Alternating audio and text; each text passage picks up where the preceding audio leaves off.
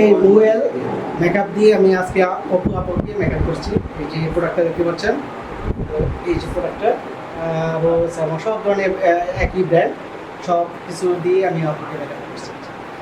রুয়েলটা আপু একটু